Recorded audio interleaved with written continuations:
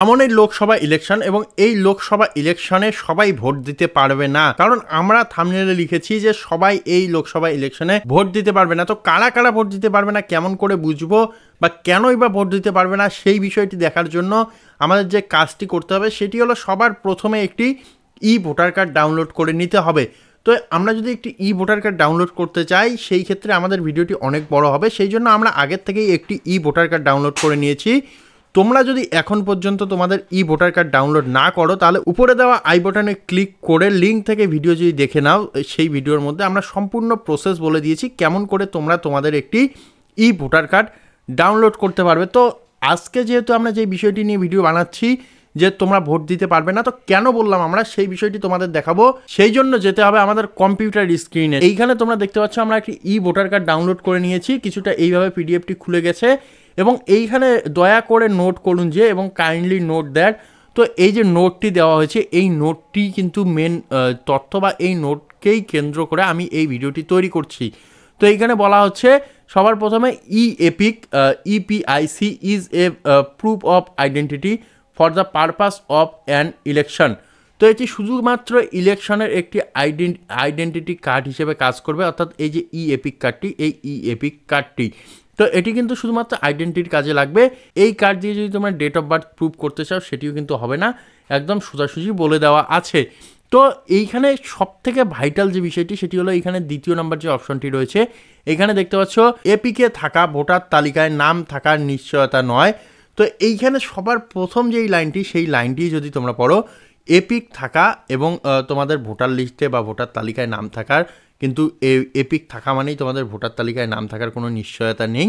অর্থাৎ তোমাদের যদি এপিক আছে, তোমাদের কাছে এপিক কার্ড আছে, তারপরেও কিন্তু তোমাদের যে ভোটার লিস্টের নাম আছে এটা কিন্তু নাও হতে পারে বা নাও থাকতে পারে। সেই ক্ষেত্রে যদি তোমাদের ভোটার লিস্টে নাম না থাকে সেই ক্ষেত্রে কিন্তু তোমরা তোমাদের ভোট দান করতে পারবে না বা তোমাদের ভোট দিতে পারবে না।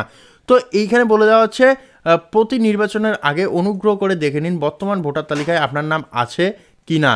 যদি আপনি ভোট দিতে চান তাহলে অবশ্যই আপনাকে প্রত্যেক ভোটের আগে একবার করে চেক করে নিতে হবে আপনার যে ভোটার কার্ড সেই ভোটার কার্ড ভোটার লিস্টে আছে কিনা বা আপনার নাম ভোটার লিস্টে আছে কিনা। তো এখন কথা হচ্ছে অনেকেই বলবে যে ঠিক আছে আমরা বুঝলাম এই ব্যাপারটি, এখন আমরা কি করে বুঝবো যে আমাদের নাম ভোটার লিস্টে আছে কিনা। তো সেই জন্য তোমাদের দুইটি পথ রয়েছে। সবার প্রথম হলো তোমাদেরকে ভোটার লিস্ট ডাউনলোড করতে হবে।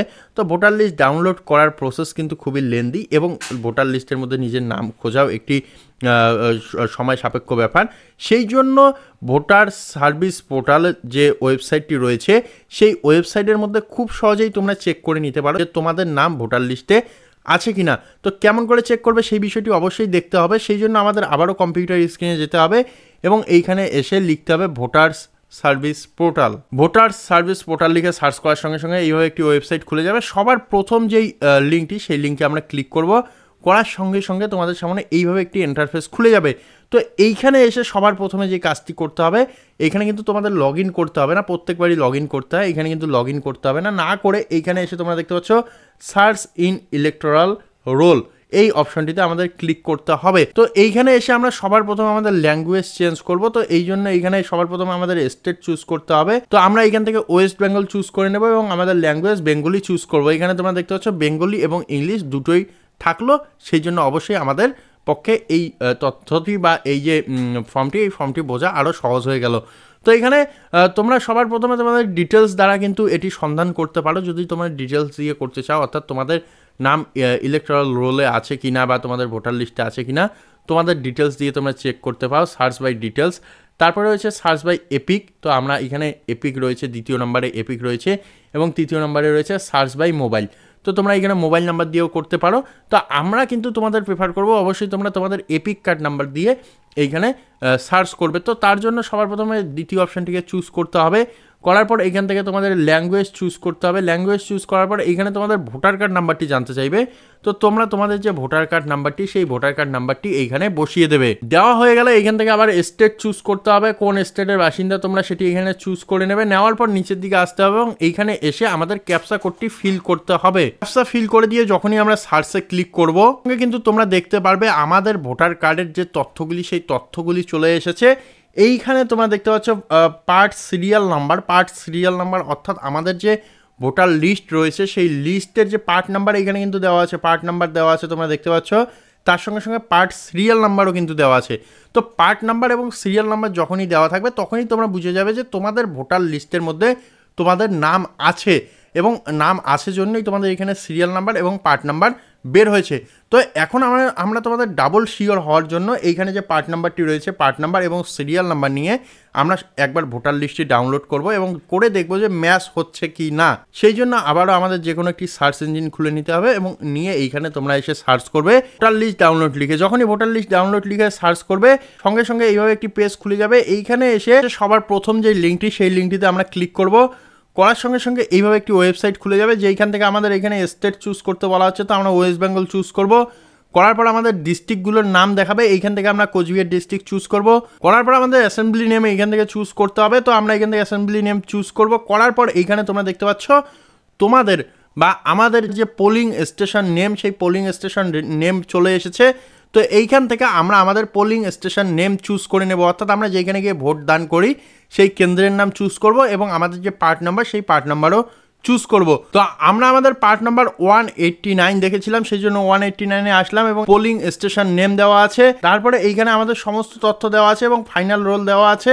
তো আমরা ফাইনাল রোল থেকে এখানে ডাউনলোড করব, তার জন্য এখানে একটি ক্যাপচা দিতে হবে। তো আমরা এখানে সবার প্রথমে ক্যাপচাটি ফিল করব। করার সঙ্গে সঙ্গে আমাদের ভোটার লিস্টটি ডাউনলোড হয়ে যাবে এবং এইখান থেকে আমরা আমাদের যে সিরিয়াল নাম্বার সেই সিরিয়াল নাম্বার অনুযায়ী আমাদের নাম দেখবো যে এই লিস্টের মধ্যে আছে কি না। তো লিস্টের মধ্যে আমার নাম ছিল 489 নম্বর সিরিয়ালে।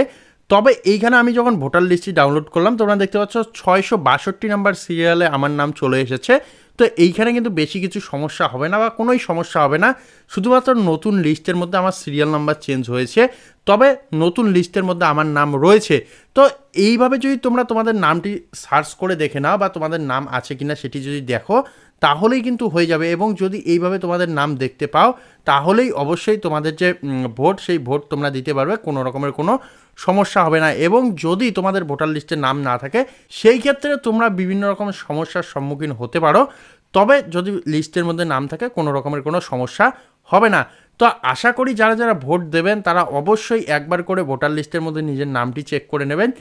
যদি ভোটার লিস্টের মধ্যে নাম থাকে কোনো রকমের কোনো সমস্যা হবে না, না থাকলে কিন্তু অবশ্যই আপনাদের সমস্যা হবে। সেই ক্ষেত্রে আপনাদের বিভিন্ন জায়গায় যেমন বিডিও অফিস রয়েছে, বিডিও অফিসে গিয়ে যে ভোটার সেকশন রয়েছে সেই ভোটার সেকশনের মধ্যে গিয়ে কথা বলতে হবে, তাহলেই হয়তো কোনো উপায়ে ঠিক হলেও হতে পারে।